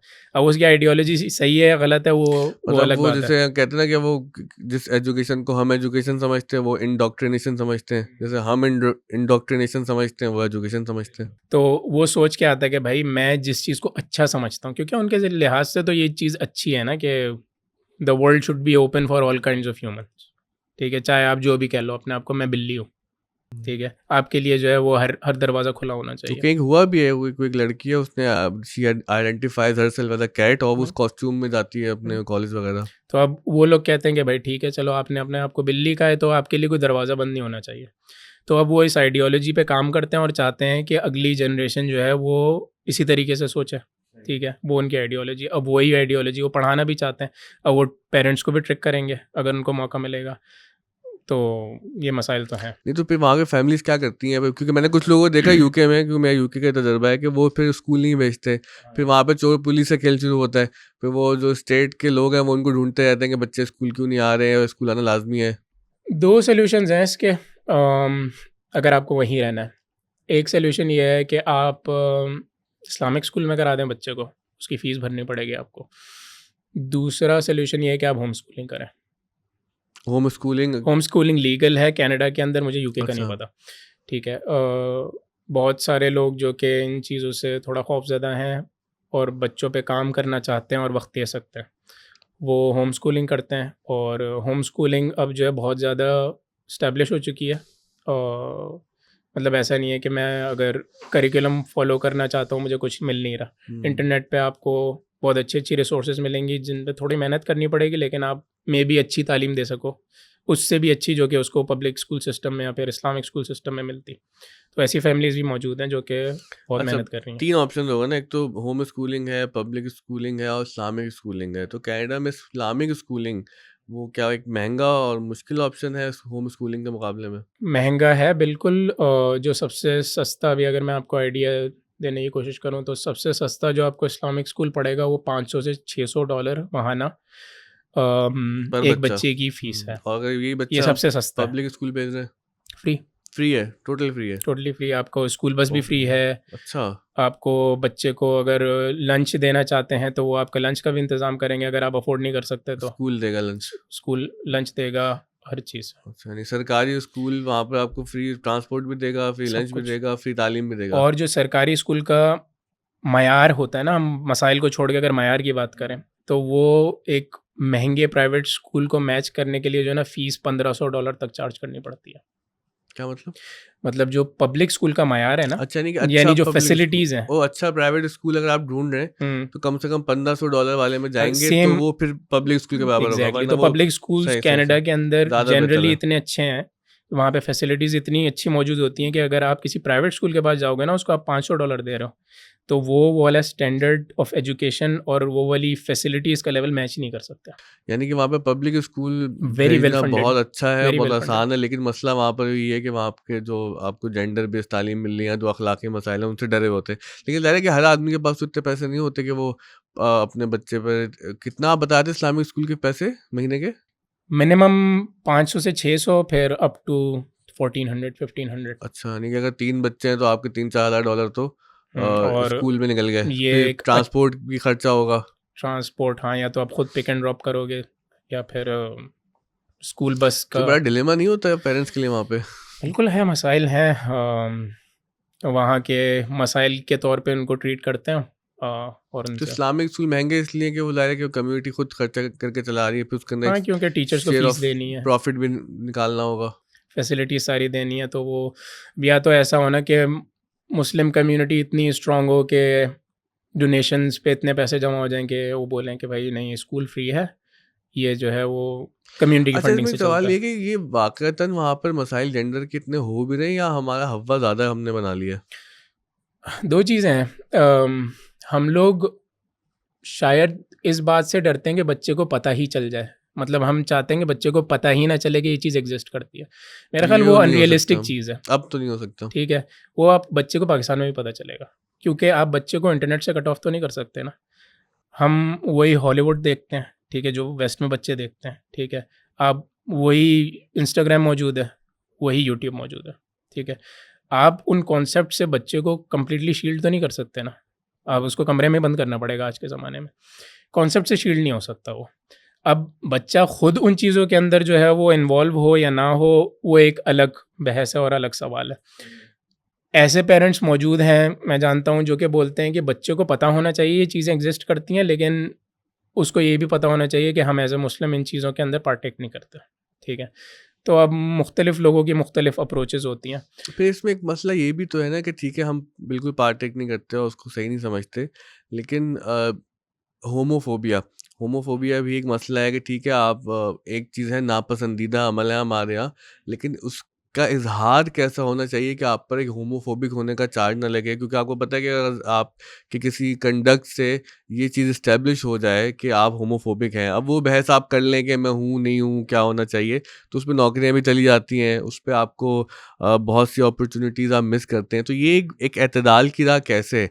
एक तो ज़ाहिर है कि हमें मस्जिद और वहाँ पर एक अपने मज़हबी दरसगाहें नज़र आएँगी कि जहाँ पर समझाया जाएगा। तो मुझे लगता है कि हमारी मज़हबी दरसगाहें वहाँ पर इतनी इक्विप हैं अब कि वो इस मसले के लिए एतदाल का रास्ता है। ये भी पता हो कि हराम क्या है और ये भी पता हो कि भई आपको ऐसा आउटलुक या ऐसा कंडक्ट नहीं रखना जो आपके लिए सोशली एक प्रॉब्लम क्रिएट कर दे। अच्छा, ये वाला मसला हम यहाँ पे मेरा ख़्याल महीने में 1 दफ़ा डिस्कस करते होंगे, वहाँ की मस्जिदों में रोज़ डिस्कस होता है। होता है। क्योंकि ये वहाँ का यहाँ तो करंट और बहुत इम्पोर्टेंट इशू है, यहाँ तो ठीक नहीं है? होता इतना हाँ, हमारे यहाँ यहाँ पे। हम बस बोलते हैं कि वेस्ट के अंदर ये मसाइल है, तब हम ये हुँ। वाली डिस्कशन करते हैं ना, लेकिन वहाँ हमारी जो है वो सबसे बड़ी बैटल यही है। अच्छा यही है। तो मस्जिदों के अंदर इसके ऊपर जो है वो बहुत मेहनत होती है, ठीक है? जिन पेरेंट्स ने अपने बच्चों को मस्जिद से कनेक्टेड रखा हुआ है, वो बच्चे इन मसाइल को समझते हैं, ठीक है? और उनके अंदर वो वाली स्ट्रेंथ होती है कि वो सोसाइटी में जाके वो ये तो समझते हैं कि किस तरीके से होमोफोबिक का जो लेबल बचाना है अपने ऊपर से, वो कैसे बचाना है, क्योंकि वो उसी सोसाइटी में बड़े होते हैं, राइट। उनको पता है स्कूल के अंदर मैं किसी को जो है वो कुछ बोल दूंगा तो मेरे ऊपर क्या क्या हो सकता है, और किस तरीके से वो एतदाल का रास्ता निकालना है कि मैं खुद भी जो है ना ये ना बोलूँ कि हाँ ये तो ठीक है, और उसको कुछ ऐसा भी ना बोल दूँ कि वो मेरे ऊपर जाके केस कर दे। तो इस लिहाज से वो बच्चे ज़्यादा समझदार होते हैं। लेकिन हाँ, ये ज़रूर है, पेरेंट्स को इतनी मेहनत ज़रूर करनी पड़ेगी कि बच्चों को जो है ना इस्लामिक सेंटर्स से कनेक्टेड रखना पड़ेगा, जो कि कुछ पेरेंट्स अनफॉर्चुनेटली नहीं करते। और जब उनके बच्चे जो है वो 14, 15, 16 साल की उम्र में आके जो है वो कुछ ऐसी बिहेवियर शो करते हैं कि भाई अब तो मैं 16 साल का हो गया हूँ, मेरी लाइफ जो है वो मेरे हाथ में, मैं जो भी करूँ इंडिपेंडेंट हूँ मैं। इंडिपेंडेंट हो गया मैं। अब वो चाहे वो इस तरफ जाएं या फिर और किसी मसाइल की तरफ जाएं, लेकिन पेरेंट्स फिर बोलते हैं कि यार ये क्या हो गया मेरे बच्चे के साथ, लेकिन वो 4 साल 3 साल की उम्र से मेहनत नहीं कर रहे होते। अच्छी बात यह है कि अब जो है ये मसाइल इतने हाईलाइट हो गए कि पेरेंट्स जो है ना छोटी उम्र से बच्चों पे नज़र रख रहे हैं। तो ऐसा भी हो सकता है, मेरी उम्मीद है कि शायद अब नेक्स्ट जनरेशन, जो पिछली जनरेशन तो शायद सेफली निकल गई है, क्योंकि उस टाइम पे जो है स्कूल सिस्टम में इन चीज़ों पे इतनी ज़्यादा मेहनत नहीं होती थी। अब हो रही है तो पेरेंट्स भी ज़्यादा विजिलेंट हैं और वो अपने बच्चों पे मेहनत भी ज़्यादा कर रहे हैं, तो आई थिंक इतना ज़्यादा मसला होगा एक तो नहीं। तरीका ये है कि दायरे के सेंसिटाइज करना और समझाना, दूसरा तरीका ये है कि आपको खुदा से मुताल्लिक करने के लिए, दीन की तरफ बच्चे को लाने के लिए पॉजिटिवली उसके बिहेवियर में कुछ चीज़ इनकलकेट करवाना। अच्छा, हमारे यहाँ को पता है कि जी मसाजिद जहाँ बहुत अच्छा काम कर रही है, मेंबर से बहुत इस्लाह हो रही है, लेकिन लोग कुछ तनकीद भी करते हैं कि कुछ ऐसे मौज़ूआत जो सोसाइटी की ज़रूरत है उस पर उस तरह से बात नहीं होती। हाँ। वेस्ट के अंदर जो अब हम एक वेस्टर्न इस्लाम देखते हैं, या तो एक सॉफ्ट वहाबी इस्लाम जिसको अब कहा जा रहा है, हम देखते हैं ना कि वो वहाँ पर एक नया एक ब्रांड ऑफ इस्लाम नज़र आता है कि जो अब तैयार हुआ है। तो उसके अंदर इतनी वो है अपील कि वो लोगों को मुसलमान अपनी आइडेंटिटी के साथ रखे और उस पे एक सेंस ऑफ प्राइड हो कि जी हम मुसलमान हैं, और मैं इसलिए सिर्फ ये नहीं छोड़ रहा कि जैसे मैंने कहा कि मैं कुर्बानी दे रहा हूँ कि मैं शराब नहीं पी रहा, मैं कुर्बानी दे रहा हूँ कि मैं दोस्ती नहीं कर रहा, सुअर नहीं खा रहा, पोर्क नहीं खा रहा वगैरह, बल्कि नहीं कि ये जो सब मैं छोड़ रहा हूँ ना, ये छोड़ने से मेरे अंदर एक फरहत, एक खुशी महसूस हो रही है कि मैं खुदा ताला से ताल्लुक़ के लिए, अपने रसूल के लिए, आखिरत के लिए सब कुछ कर रहा हूँ। तो वहाँ पे इस तरह कल्चर नज़र आते हैं उन बिल्कुल। सेंटर्स में, मसाजिद में? अच्छा, वहाँ पे एक जो है ना इस्लामिक सेंटर्स में ज़रूर मौजूद है, और आपने पहले बात की कि उस आइडेंटिटी को अपना के मैं जो है ना फ़ख्र महसूस करूँ, तो वो वाली चीज़ भी अब आ रही है, क्योंकि कूल मुस्लिम्स जो है ना वो आपको इंटरनेट पे दिखना शुरू हो गए। कुछ ऐसी सेलिब्रिटीज़ हैं जिन्होंने रिसेंटली जो है वो बोल दिया है कि हम मुसलमान हैं। वो उनकी एक्टिविटीज़ उस हिसाब से चेंज हुई हों या ना हुई हों वो अलग बात है, लेकिन आपको ऐसी सेलिब्रिटीज़ मिलती हैं जो कि इस्लाम को जो है ना वो बोलते हैं कि भाई ये हल है अब आज की दुनिया का ना, और उन्होंने कह दिया कि हम मुसलमान हैं। तो अब आज के जो बच्चे बड़े हो रहे हैं ना, वो अपने आप को एसोसिएट करना चाहते हैं सेलिब्रिटीज़ से, इन्फ्लुएंसर्स से। अब आपको जब मुस्लिम इन्फ्लुएंसर्स मिलना शुरू हो गए अल्हम्दुलिल्लाह, और जब मिलेंगे तो फिर बच्चे जो है ना वो बोलेंगे कि वो जुब्बा भी पहनेंगे, ठीक है, हुड वाला जुब्बा पहनेंगे, आपको यूके में बहुत कॉमनली दिखेंगे, और वो उसको जो है जॉगर्स ना के साथ। जॉगर्स के साथ, और वो अपने आप को ऐसा समझेंगे मैं कूल लग रहा हूँ। तो अब एक आपको कूल इस्लाम भी मिलेगा। तो अगर आपको कूल इस्लाम चाहिए तो वो वाले बच्चे उस तरफ जा सकते हैं। कुछ लोग हैं जो कि ट्रेडिशनल इस्लाम, भाई ईस्टर्न इस्लाम, तो वो भी मौजूद है। आप अगर इस्लामिक सेंटर्स में, मसाजिद में जाएंगे तो आपको वो वाले मुस्लिम्स मिलेंगे जो कि आपको ईस्टर्न स्टाइल ऑफ इस्लाम बताएंगे कि किस तरीके से भाई धीमा रहना है। और एक वो भी हैं जो कि वेस्ट से ज़्यादा कंपेटेबल हैं कि भाई हम भी बदमाश बन सकते हैं। कल्चरल थिंग है, लेकिन ये उसमें डोमिनेट क्या करते हुए नजर आ रहे हैं, कौन सी वाली साइड आगे चल के? यार देखो, इन दी एंड जो स्ट्रीट वाला मुस्लिम है ना वो कभी भी आलिम से जीत नहीं सकता, ठीक है। हमेशा आलिम ऊपर आएगा क्योंकि वो इल्म रखता है। सही। इस्लाम के जो मसाइल हैं वो आपको बता सकता है। जो स्ट्रीट पे जो कुरान बांट रहा है ना कूल जुब्बा पहन के, वो मसाइल की नौयत को उस गहराई में नहीं समझा सकता आपको, जो कि एक मस्जिद में बैठे हुए आलिम समझा सकता है। ठीक है, वो वहाँ की तबलीगी जमात की तरह हो गया ना, एक मुबल्लिग है कि वो उसका काम भी नहीं है कि वो इल्म की गहराई में उतरे, उसका काम तो ये कि दावत का जो पहला मरहला है वो उसको किसी भी तरह से लोगों तक पहुँचा दे। अब ये वाली चीज़ आपको यूएस, कनाडा, यूके ख़ास तौर पर इन तीनों ममालिक के बड़े शहर के अंदर जो है ना वो अच्छी खासी मिल जाएगी आपको। मेन आप स्क्वायर्स में चले जाएँ, ठीक है? वहाँ पे आपको एक ना एक कोई टेबल साइड में मिल जाएगी जहाँ पे ज़ोर से तिलावत की आवाज़ लगी हुई होगी, कुरान लगे हुए होंगे और 2-3 बॉयज़ खड़े हुए होंगे जिन्होंने जुब्बा पहना हुआ होगा और वो एक थोड़ा-सा बिल्डर होगा कि कोई आके उससे कुछ बोल भी नहीं सकता, ठीक है? तो वहाँ की सोसाइटी में अब इस तरीके से आप सर्वाइव कर सकते हो। अच्छा, मसाजिद का जो कल्चर है वो पाकिस्तान में, ज़ाहिर है कि तुम भी एक मज़हबी फैमिली से हो, तो अब वहाँ जब जर्मनी की मसाजिद में वक़्त गुज़रा, वहाँ तो तुमने बताया कि टर्किश और अरब से ज़्यादा हैं तो इतना असिमिलेशन नहीं हो सकी। कनाडा में तुम एक खुद एक मस्जिद को सर्व कर रहे हो, आई थिंक उस कमिटी का हिस्सा हो और काफ़ी एक्टिवली काम करते हो। तो यहाँ और वहाँ की मसाजिद के कल्चर के अंदर क्या फ़र्क नज़र आता है? आई थिंक सबसे पहला जो फ़र्क है वो ये है कि वहाँ पे मसाजिद को जो है ना as a place of worship treat नहीं किया जाता। हम लोग यहाँ पे मस्जिद में जाते हैं ना तो होता है खामोशी से बैठ जाओ, ठीक है? बच्चा आ जाएगा कोई, भागो नहीं, कोने में नमाज़ पढ़ोगे, टोपी पहनो। तो हम लोग के जो है वो रोक-टोक वाला कल्चर, और मस्जिद is a place of worship. आप यहाँ पे तमीज़ से आते हो, नमाज़ पढ़ते हो और तमीज़ से चले जाते हो। वहाँ पे मस्जिद को ऐसे ट्रीट नहीं किया जाता। वहाँ हमारी मस्जिद के इमाम जो है ना, वहाँ पे बच्चे नमाज़ के बाद जो है बॉल निकालते हैं वहीं कोने से और वहीं सफ़ों में फुटबॉल खेलना शुरू हो जाता है।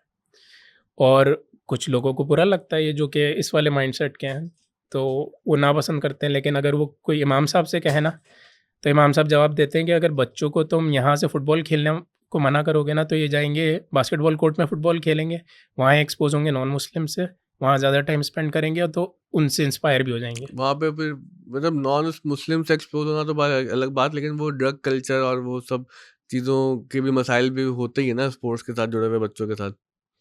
ड्रग कल्चर हाँ, वो यहाँ पे भी अब अब इतना हाँ, ज़्यादा ठीक है। सेफ नहीं रहा। सही है, pub true, true. Drug culture का तो मसला ऐसा है, वो पेंडेमिक नहीं, तो इंटरनेशनल हो फिर तो चुकी इस है। बात को हम कनेक्ट करें ना कि हुँ, अगर वहाँ पर ये मसला है कि भई कनाडा में एक बच्चे के लिए इमाम ये फ़िक्रमंद है कि अगर वो खेलने के लिए एक ऐसे स्पोर्ट्स क्लब जाएगा जहाँ पर वो किसी गैर अखलाकी या एक ऐसी हरकत में मुलव्वस हो सकता है तो उसकी सेहत के लिए भी मुज़िर है।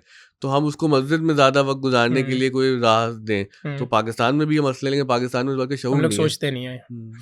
तो अब जैसे हमारी छोटी मस्जिद है, हम अब हमारी कम्युनिटी ने एक नई बड़ी ज़मीन ली है, तो इमाम साहब का सबसे पहले कोशिश है वहाँ पे मस्जिद से पहले वहाँ पे स्कूल बनाना है, ठीक है? वरना हमारे यहाँ तो सबसे पहले होता है ना, किसी ने अगर ज़मीन ली है तो वहाँ पे छोटी-सी मस्जिद कायम करता है, नमाज़ मुसल्ला बिछा लें, मुसल्ला। नमाज़ शुरू कर लें पहले। हाँ, लेकिन उनका ये है कि भाई मस्जिदें मौजूद हैं, हमारे छोटे से शहर में 6 मस्जिदें मौजूद हैं, हैलिफैक्स में रहते हैं आप। हैलिफैक्स के अंदर। तो उनका कहना ये है कि भाई मस्जिद मौजूद है, मस्जिद की कमी नहीं है, हमें ज़्यादा जो ज़रूरत है ना वो एक इस्लामिक एजुकेशन सिस्टम की जो है ना, स्ट्रॉन्ग एजुकेशन सिस्टम की ज़रूरत है। तो सबसे पहले हमें उस पे काम करना चाहिए। तो उनका वही इरादा है। 4 स्टेजेस बनाए हैं हमने। सबसे पहले स्कूल बनाएँगे, फिर हम बनाएँगे उसके अंदर रिक्रिएशन सेंटर जहाँ पे बच्चे आके फुटबॉल खेलेंगे, स्विमिंग करेंगे, वो मस्जिद के अंडर होगा। तो वहाँ पे आपको जो है वो दीगर मसाइल नहीं मिलेंगे, क्योंकि इस्लामिक ऑर्गेनाइज़ेशन उसको देख रही है। और फिर किसी भी कमरे को आप मुसल्ला बना सकते हैं उस एस्टेब्लिशमेंट के अंदर। आप स्कूल के अंदर एक कमरा ले लें, ये मुसल्ला है। सही। मुसल्ला तो कहीं पे भी बन सकता है। तो ये वाली अप्रोच जो है वहाँ पे डिफरेंट है। नहीं, बहुत अच्छी अप्रोच है, और जो हम जो ऑफ द स्कूल में काम कर रहे हैं, हमने भी एक मस्जिद के अंदर स्कूल बनाने की जो बात शुरू में की है, और मदरसे के साथ मॉडर्न एजुकेशन को इनकलकेट किया है। अरे हमने भी, जब मैंने लंदन पढ़ रहा था, तो सेंट्रल लंदन मॉस्क में जाके मैंने देखा वहाँ पर क्योंकि नमाज के बाद फैमिलीज आ रही हैं, वो बेसमेंट में वहाँ पे रेस्टोरेंट से खाना भी खा रही हैं, वहाँ पे लाइब्रेरी भी है। फिर वहाँ पे वो किसी ने शादी करनी है तो जाके मस्जिद में नाम लिखवा देते हैं कि भाई मेरी उम्र हो गई है, तो हुँ, मैं शादी करना चाहता हूँ। बल्कि ख़वातीन भी, लड़कियों को देखा हमने कि वो शादी करना चाहती हैं। हुँ, अच्छा, वो अब इतना वो एक होलिस्टिक सा मुझे प्लेस लगा कि हुँ, पाकिस्तान में तो वो कहीं नहीं है। बल्कि मैं एक वाक़या बहुत लोगों को सुनाता हूँ। मेरी क्लास में एक इजिप्शियन लड़की थी, तो एक दफ़ा वो बहुत गुस्से में आई और मुझे उसने बातें सुनाने लग गई। वो इत्तेफ़ाक से मेरे ग्रुप में कोई असाइनमेंट में भी थी, तो मैंने कहा, भाई क्या हो गया? कहीं तुम लोग पाकिस्तानी बहुत अजीब हो और ये हो और वो हो। मैंने कहा, क्या हुआ? कह रही, मैं ईस्ट लंदन गई किसी काम से, तो हुँ, असर की नमाज़ का वक़्त हुआ, तो मैं कहीं मसरूफ़ थी।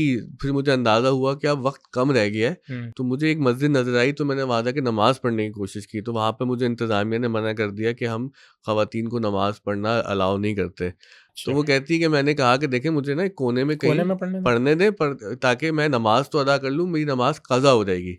तो वो कहने लगे, नहीं, नहीं, हम तो नहीं आने देंगे। हुँ, तो वो कहती है, मैंने उनको कहा कि भाई कि क्या ये बेहतर है कि मैं सड़क पे नमाज़ पढ़ूँ, एक मुसलमान लड़की होते हुए और आप मुझे मस्जिद के अंदर नमाज़ पढ़ने की इजाज़त नहीं दे रहे। तो उन्होंने साहब ने जवाब दिया, वो कह रहे वो पाकिस्तानी थे, कि हाँ, ये बेहतर है कि आप जाके सड़क पे नमाज़ पढ़ लें, हम आपको यहाँ पे नमाज़ नहीं पढ़ने देंगे। बिल्कुल यही तो कहा ये उन्होंने। एक बहुत मतलब कि किस तरह से चीज़ें बदलेंगी, क्योंकि हमें एक तो देखें ना, ये कि हम मगरिबी कल्चर और फिर मुसलमान वाली बात कर रहे थे ना, अगर हुँ, हम मुसलमानों के अंदर आते तो फिर हुँ, मैं वहाँ पे देखा मैंने, अरब्स की जो मसाजिद हैं या टर्किश जो लोग हैं, वो कल्चरली मतलब रिलीजियसली जो कल्चर उनका है उसमें मुझे बहुत बेहतर लगे। वो काफ़ी ऐसा लगा कि इंक्लूसिव भी हैं और वो लोगों को अकोमोडेट करना चाहते हैं, लोगों को रिपेल नहीं कर रहे, भगा नहीं रहे। बिल्कुल। आपको ये फ़र्क दिख जाएगा, आप जैसे हमारे सिटी के अंदर ज़्यादातर जो मसाजिद चला रहे हैं वो इजिप्शियंस चला रहे हैं। तो वहाँ पे बहुत ओपननेस दिखती है आपको कि बच्चे आ रहे हैं, वहाँ पे खेल रहे हैं। नमाज़ के बाद वहाँ पे जो है ना एक मछली बाज़ार बन जाता है। मतलब कुछ लोग बोलते हैं यार ये मस्जिद नहीं लग रही अब, उनको अच्छा नहीं लगता। लेकिन एट द सेम टाइम उसकी ज़रूरत भी है, ठीक है? लोग बातचीत करते हैं, बैठ जाते हैं, ठीक है? कोने में अपनी चाय-वाय, कॉफ़ी निकाली उन्होंने, कॉफ़ी पीना शुरू होगा। लेकिन अगर आप ओंटारियो में जाएँगे जहाँ पे इस तरीके से ट्रेडिशनल देसी पाकिस्तानी, इंडियन, बांग्लादेशी लोग, इन 3 ममालिक के, वो आपको जो है ना इन चीज़ों के बिल्कुल अगेंस्ट दिखेंगे। वो बोलेंगे कि भाई मस्जिद मुक़द्दस है। ये आई थिंक शायद कल्चरल कल्चर एक का चीज़ है। मसला, हाँ। हम लोगों के अंदर जो है ना वो हर चीज़ को मुक़द्दस बनाने का कल्चर ज़्यादा है। हम कुरान को भी जो है ना वो ऊपर रख देते हैं अलमारी के और पढ़ने की कोशिश नहीं करते। ट्रांसलेशन से तो, क्योंकि अरबी हमारी ज़बान नहीं है, हम पढ़ते हैं तो हम अरबी पढ़ते हैं, हम समझते कुछ नहीं है। कुरान ख़त्म कर लिया भाई, अरबी में पढ़ के समझ क्या आया? कुछ नहीं आया। अब मैंने वहाँ जाके ये सीखा कि भाई कुरान पढ़ना है, 1 पेज पढ़ो लेकिन समझो तो। लेकिन ये वहाँ जाके क्यों सीखा, पाकिस्तान में क्यों नहीं सीखा? बस यही नहीं, फ़र्क क्यों है। नहीं सीखा? नहीं, फ़र्क नहीं करो, बताओ मुझे। यार यहाँ पे वो वाला कल्चर हमें बताया नहीं जाता ना, हमें ये बताया जाता है कि कुरान पढ़ना सवाब है, इसको समझना सवाब है, ये नहीं बताया जाता। सही। ठीक है, कुरान आपको ज़िंदगी का तरीका बताता है, लेकिन उस तरीके को मैं पढ़ूँगा तो मैं समझूँगा ना। हम कहते हैं कि भाई कुरान के अंदर पूरी ज़िंदगी का तरीका मौजूद है, लेकिन कितने लोग होंगे जो कि कुरान को समझेंगे? वो क्या पढ़ते हैं, भाई सिपारा खोला, सिपारे को ख़त्म कर लिया। पूरी अरबी पढ़ के समझ उसमें से एक आध आयत कुछ नहीं आई। वहाँ जाके इसलिए सीखा कि भाई वहाँ पे कुरान पे फ़ोकस इस तरीके से होता है कि ये किताब है। मतलब कुरान, वो कहते हैं कि ये कुरान नहीं है जो कि, वो कहते हैं कुरान वो है जो कि आपने समझ लिया और आपके दिल में है, दैट इज़ कुरान। उसको वो मुसहफ़ कहते हैं, हुँ। ठीक है? उसको कुरान कहते भी नहीं है। अब वहाँ पे आपको तरावी में क्या होगा कि वो मुसहफ़ खोल के जो है ना तरावी में वो यूँ देख रहा होगा साथ-साथ, और जब सिजदे में जाएगा तो वो अपनी सफ़ पे नीचे रख देगा। यहाँ पे कोई रख सकता है? नहीं, वो तो हाँ, हमारे यहाँ उसको बहुत अजीब लगता है मुझे भी ना, कि यार ज़मीन पे कुरान रखा हुआ है। हाँ, अब ये ठीक है, वाला वो फ़र्क हाँ, है। वो एक फ़र्क है, लेकिन हुँ, उसमें जो चीज़ जिस पे हम कॉमन ग्राउंड पे आ सकते हैं वो है कि पढ़ें, समझें। अब मैंने तो भाई इससे आगे बढ़कर ये भी देखा ना, वहाँ पे मक्का में देखा हुँ, कि वो एक तो कअबतुल्लाह की तरफ पैर करके बैठे हुए हैं। ठीक हाँ, है, उनका मसला है, मुझे अच्छा नहीं लगता, मैं कभी नहीं करूँगा, ना मैं रिकमेंड करूँगा। उसके बाद ये कि वो कुरान जूतों के साथ रख दिया सामने, वो मुझे आग लग गई। मैंने उनको बोला भाई कि चलो हुँ, अब यहाँ तक भी ना जाओ। अब वही मसला है ना कि हम जिस चीज़ को, मतलब मैं ये समझता हूँ कि बेहतर कि वहाँ पर एक मस्जिद में ओपननेस हो, लोग आएँ। हुँ, किसी के लिए ये एक तौहीन का मसला है और वो हुँ, मुक़द्दस नहीं है। अब वो अगर कोई पैरों में या ज़मीन पे कुरान रख रहा है, उसके लिए वो ओपननेस है, ओके है। तो ये हमें ज़ाहिर है मिल-जुल के मसले हल करने पड़ेंगे। जो हम बात कर रहे थे ट्रांसलेशन वाली, वो ज़ाहिर है कि वो इकबाल की शायरी तो सिर्फ़ अब वो जंगी जहाज़ों के लिए रखी हुई है हमने। हुँ, वो इकबाल ने कहा था कि ये राज़ किसी को नहीं मालूम कि मोमिन कारी नज़र आता है, हकीकत में है कुरान। कि हुँ, कुरान वो है जो तुम्हारे अमल से, किरदार से, जो बिल्कुल। तुम्हारे दिल में है। तो ये लेकिन एक बहुत बड़ी कमज़ोरी नहीं है? तो ये वजह क्या है इसकी कि वो इतना ज़्यादा जो कुरान को सोर्स बनाकर समझाने की कोशिश कर रहे हैं और हमारे यहाँ ये कोशिश कम है। तो इसकी क्या वजह समझ आती है? अगेन कल्चरल इशू ये है कि हम लोग जो है ना वो ज़्यादा सीखते हैं बड़ों से, ठीक है? क्योंकि हमारे यहाँ बड़ों की जो है वो मौजूदगी है और अवेलेबिलिटी है, एक्सेसिबिलिटी है। तो हम शायद इस बात को बेहतर समझते हैं कि हम किसी से जाके पूछ लें कि भाई इस्लाम के अंदर इस चीज़ का क्या हुक्म होगा, ठीक है? हम खुद जो है ना सोर्स को अप्रोच करने से डरते हैं, ठीक है? वहाँ पे जो आपको मस्जिद का इमाम भी मिलेगा ना, वो बोलेगा कि यार मेरा इल्म जो है ना वो नामुकम्मल है, ठीक है? आप पहले सोर्स के पास जाएँ, सोर्स से जितना मालूम कर सकते हैं वो करें। सोर्स यानी कुरान, सोर्स कुरान है और हदीस है, हदीस है। ठीक है? सही हदीस। तो हाँ, सही हदीस। तो वो सोर्स को आपको थोड़ा-सा ज़्यादा जो है ना वो, हमारे यहाँ कल्चर ये है कि यार इमाम से पूछ लो जाके, तुम्हें क्या हुँ। समझ आएगा, ठीक है? तुम्हारी तो समझ नामुकम्मल है, आलिम से पूछ लो। आलिम हर जगह मौजूद है, हर एक मस्जिद में आपको 2-3 आलिम मिल जाएंगे। अब वो आलिम किस लेवल का है वो अलग बात है। सही। तो आई थिंक ये वाला सेल्फ फ़र्क है। लर्निंग वहाँ पे चूंकि वैसे भी बेहतर है हर हम्म, मामले में, तो वो फिर मज़हब में भी बेहतरी नज़र आती है। अच्छा, एक मसला जो वहाँ पे जाके हो जाता है कुछ अरसे बाद, आइडेंटिटी का, ये सवाल ज़हन में आता है कि मेरा घर क्या है? क्योंकि अब तुम जर्मनी में भी बहुत साल रह लिए, कनाडा में रह रहे हो, वहाँ का पासपोर्ट, नेशनैलिटी मिल जाएगी, तो वहीं के बच्चे भी हो जाएँगे। तो अब जब इस उम्र में ये ख़्याल आएगा कि यार मेरे बच्चे तो पाकिस्तान को वैसे घर नहीं समझेंगे जैसे मैंने घर समझा। जैसे हमारे वालिदैन में फ़ेयर बहुत ज़्यादा था कि तुम लोग चले मत जाना, वतन मत छोड़ देना, वतन से ताल्लुक़ रखो। वो आजकल एक बड़ा जुमला मशहूर भी हुआ है ना, हालाँकि इतना फ़ुज़ूल वो पिटा हुआ जुमला है कि ये मत देखिए कि आप के लिए पाकिस्तान ने क्या किया, ये देखें कि आपने पाकिस्तान के लिए क्या किया। ये बचपन से हम सुन-सुन के जो है ना कान पक गए हमारे।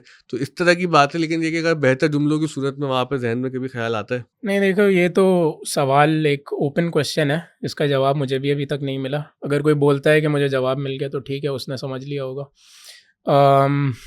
आइडेंटिटी का सवाल बहुत बड़ा है। मेरे ज़हन में कभी-कभी आता है कि अब बच्चों की आइडेंटिटी क्या होगी? मेबी वेस्ट के अंदर बच्चों को आइडेंटिटी देना फिर भी आसान है, लेकिन वो आपकी आइडेंटिटी एज़ अ पाकिस्तानी नहीं होगी। बच्चा अपने आप को जो है ना वो कैनेडियन मुस्लिम या कैनेडियन पाकिस्तानी कह लेगा, ठीक सही। है? नहीं, मेरा कैनेडियन मुस्लिम कहलवाना ज़्यादा ज़रूरी है या कैनेडियन पाकिस्तानी मेरे कहलवाना? मेरी मेरे नज़दीक ज़्यादा ज़रूरी है, क्या? कैनेडियन मुस्लिम, मुस्लिम? ठीक है? क्यों? क्योंकि वहाँ पे मैं ऐसी फैमिलीज़ को देख चुका हूँ जो कि बच्चों की शादी जो है ना सिर्फ़ पाकिस्तानी फैमिली तो पाकिस्तानी लड़की ही चाहिए। आप इतनी पाकिस्तानी लड़कियाँ तो नहीं, और वो रोते रहते हैं कि भाई शादी नहीं हो रही हमारी बेटी की या बेटे की।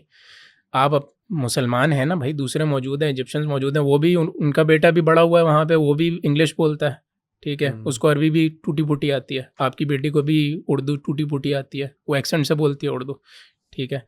तो आप कर दो शादी। एक ही कल्चर के अंदर बड़े हुए नहीं, लेकिन उनका होता है कि नहीं भाई पाकिस्तानी हम ढूँढेंगे। तो ये वाली आइडेंटिटी आई थिंक ज़्यादा बेहतर है कि आप अपने आप को एज़ अ मुस्लिम, फिर मस्जिद में आप जाओगे, आप पाकिस्तानी मस्जिद थोड़ी ढूँढोगे, आप तो मस्जिद ढूँढोगे ना। नहीं, वो करते हैं। मैं वहाँ पे था हुँ, मैनचेस्टर में, करते हैं ना। तो मैंने एक साहब को कहा कि यार ये चलते हैं मस्जिद, तो उन्होंने जो जवाब दिया वो बहुत ही मतलब, मैं दोहरा देता हूँ। उन्होंने कहा यार ये तो कालों की मस्जिद है। मैंने हुँ, कहा क्या हुआ भाई, मुसलमान है ना वो? नहीं, नहीं वो सोडानी है, हम वहाँ चलेंगे दूध हुँ, वाली मस्जिद के अंदर। तो मुझे उससे रियलाइज़ हुआ कि ये एक बड़ा मसला है कि जहाँ हुँ, पर मसलक की हम बहस करते हैं ना कि भाई इनके पीछे नमाज़ होती है, उनके पीछे नहीं होती, हुँ, वो तो चलें एक अलग एक रिलीजियस मसला है। ये हुँ, तो एक अलग मसला है कि जी चूँकि वो अफ्रीकी हैं तो हम हुँ, उनके पीछे नमाज़ नहीं पढ़ेंगे। तो ऐसी सूरत-ए-हाल के अंदर वो जो है हम बात करते हैं कि यूनिवर्सल आइडेंटिटी ऑफ इस्लाम की, पैन इस्लामिज़्म की, या मुसलमान ना वो सारे मुसलमान भाई-भाई हैं, तो ये तो खुद हम अपने उसको तार-तार कर रहे हैं। बिल्कुल आई थिंक ये गलत है। बच्चों को अगर आप वहाँ पे बड़ा कर रहे हैं तो उनको identity as first as a Muslim दें। पाकिस्तानी हम एक हमारी कुज़ीन मौजूद है, ठीक है? उसको एन्जॉय करें, अपने आप को पाकिस्तानी कहें, मेरे पेरेंट्स पाकिस्तानी हैं, ठीक है? अपने आप को, लेकिन अपने आप को जो है ना वो दीगर मुस्लिम नेशनैलिटीज़ से शील्ड ना करें किसी भी सूरत। वो जो हमारे वालिदैन परेशान होते थे कि जी वतन से मोहब्बत रहेगी, पाकिस्तान का ख़्याल आएगा, अब ये चीज़ें डिस्कस होती हैं वहाँ पे या कम हो गई हैं?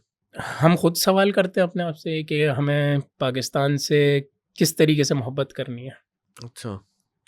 मतलब समझ नहीं आता कि वो पैट्रियोटिज़्म की डेफ़िनेशन अब बची क्या है, ठीक है? तो मेरा ख़्याल हाँ, ये ओपन क्वेश्चन है। क्या बच्चों को आप वो पाकिस्तानी वो नहीं दे सकते? It's impossible. आप पाकिस्तान से वो एसोसिएशन आप वो पैदा कर ही नहीं सकते। हमारी एसोसिएशन, मेरी personally association I think Pakistan से एक फ्रेंड्स, दोस्तों और रिश्तेदारों की हद तक हाँ मौजूद है। क्रिकेट का मैच होगा तो मैं ज़रूर शौक से देख लूँगा, चाहूँगा पाकिस्तान जीत जाए। पाकिस्तान आऊँगा तो अफ़सोस करूँगा, कुछ चीज़ें ख़राब देख के और कुछ अच्छी चीज़ें देख के थोड़ी खुशी भी महसूस होगी। लेकिन एक बच्चों के सेंस ऑफ एलिनेशन पैदा हो जाता है वक़्त के साथ। हाँ, मेरा ख़्याल आई थिंक शायद कराची में बड़े हुए, कराची के मसाइल देखे तो शायद कराची से इतना ज़्यादा तंग है ना कि वो थोड़ा-सा वो broader on on a broader scale Pakistan से तंगी जो है वो ज़हन में बैठ गई है। तो आई थिंक मैं तो अब मूव कर गया हूँ from identifying myself as a Pakistani to identifying myself as a Muslim. तो मैं समझता हूँ शायद अगली जनरेशन के लिए, और इकबाल, फिर वही बात आ जाती है कि इकबाल ने भी तो यही कहा था कि चीनो अरब हमारा, हिंदुस्तान हमारा, मुस्लिम है, हम वतन है, हम्म सारा जहां हमारा। तो डुअल नेशनलिटी के बाद हम्म वैसे कोई पेट्रियोटिज्म के मीनिंग वैसे बदल भी तो गए ना कि अब ये कैसे हो सकता है कि एक आदमी दो मुल्कों से वफादार और दो मुल्कों दो नहीं हो रियासतों के सकता, मेरा वफादार ख्याल एक साथ। पेट्रियोटिज्म का कॉन्सेप्ट ही जो है ना वो फ्लॉड है। पेट्रियोटिज्म क्या है? क्या ज़रूरत है आपको नहीं, पेट्रियोटिज्म की? अपने वतन से, अपनी जगह से भाई, जहाँ हम पैदा होते हैं, जिन लोगों में पलते बढ़ते हैं, उस मट्टी से, उस जमीन से कोई उन्स, कोई मोहब्बत, कोई फीलिंग्स तो होती है हमारी। ये तो हाँ, एक बहुत मोहब्बत नेचुरल ज़रूर सा होनी फील। चाहिए, मैं उसको मना नहीं कर हम्म। रहा। उस धरती के लिए में भी जान देने की भी आपके अंदर एक वो ड्राइव होनी चाहिए।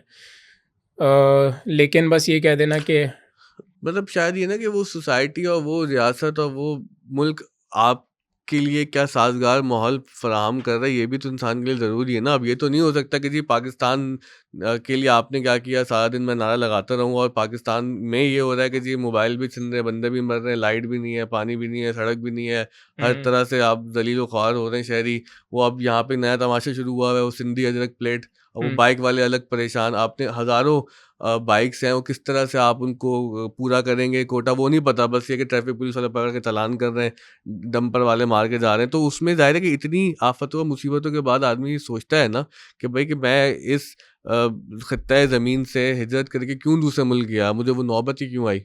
ये हिजरत करके तो हमारे बड़े भी आए थे, ठीक है। मेरा ख़्याल जो ममालिक हैं या फिर जो नेशंस हैं उनकी शक्ल हमेशा एक जैसी नहीं रहती और अपने आप को थोड़ा ओपन रखना चाहिए। ठीक है, मैं पाकिस्तान में बड़ा हुआ, मेरी उनसत पाकिस्तान से ज़्यादा है। कल को पाकिस्तान के मसाइल ठीक हो जाते हैं, मैं सबसे पहले सोचूँगा पाकिस्तान वापस आ जाऊँ, क्योंकि यहाँ के कल्चर को मैं समझता हूँ, यहाँ मैं लोगों से आराम से बात कर सकता हूँ और यहाँ एडजस्ट करना मेरे लिए बहुत आसान है। कौन से 3-4 बड़े मसले पाकिस्तान के हल हो जाएँगे तो आप वापस आने का सोचेंगे? पुलिस सिस्टम, जस्टिस सिस्टम, 2 ही मसाइल हैं बस। अगर ये फिक्स हो जाएँगे तो बाकी चीज़ें खुद ही ठीक हो जाएँगी। इंसाफ का निज़ाम ठीक होना चाहिए। बिल्कुल। अच्छा, आखिरी सवाल ये कि बहुत से बच्चे जो इस वक्त सॉफ्टवेयर में हैं और आईटी की फील्ड में हैं, वो डरे हुए हैं एआई की आमद से कि हमारी नौकरियां चली जाएंगी। अब ज़ाहिर है इसका सवाल मुझे बहुत ज़्यादा रहता है कि सर कौन सी फील्ड में जाएं या हम कंप्यूटर में जाएं। अच्छा, आजकल तो हर बच्चे कंप्यूटर सीएस क्या रहता है उसको पता भी नहीं होता। तो तुम्हारा क्या मशवरा होगा कि इकोनॉमी वाइज इस वक्त क्या कंडीशन है आईटी प्रोफेशनल्स की, और आगे जो दुनिया बनने वाली है, ज़ाहिर है हम बहुत कुछ तो प्रिडिक्ट नहीं कर सकते। हुँ। तो उसमें क्या ये सही फैसला है कि बस सीएस किए जाएं?